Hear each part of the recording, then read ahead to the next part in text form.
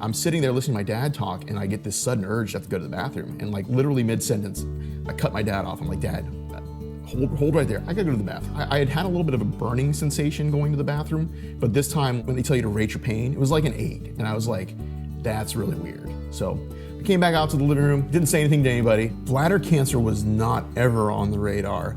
I didn't even know it existed. Luckily, I had a regular checkup appointment scheduled with my primary care doctor actually like that following Tuesday. So I went in and I said, hey, I had this experience and it's kind of weird, and so we should send you to a urologist. I remember that it had taken a full week for the results to post. And every day in the back of my head, I was like, okay, it's taken a really long time. And I remember we both just kind of stopped in our tracks and it can't be that. The word carcinoma was posted on the portal and it just didn't make sense. When I learned that, oh, by the way, if this like progresses and gets worse, yeah, we're just gonna take out your bladder and then you're going to live with a bag or you're gonna have a neo bladder. That was super scary. That would be a huge lifestyle change. This is amazing. Can you just stay there the rest of the game? Oh, I got it. Oh! It just seems so random.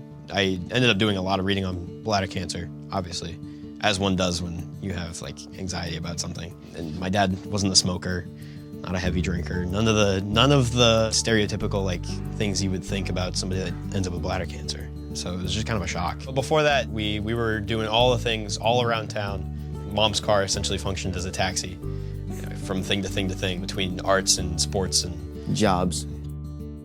We've been raising 3 kids for 20 years now. The whole time we've raised them, we've had very busy kids who are involved in things like theater and marching band and a variety of sports. And so for us, life has always been pretty much on the run. You'd finish one vacation and you'd go, okay, where's the next one gonna be? Where are we headed next?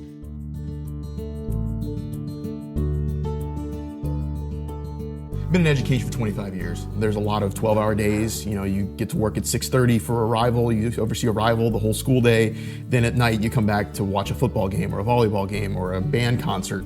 And so, it's long days, but I love it because I love being with the students, and I'm lucky enough to have one of my own children going to school at my school. When Mike started his onset of symptoms and then the path that we took for cancer diagnosis and treatment, things changed really quickly. There were days where I went to the bathroom like 8 or 9 times during the school day. My office was 52 steps to the restroom. And I knew that because I counted it every time because I'm like, oh my God, I don't want to pee my pants.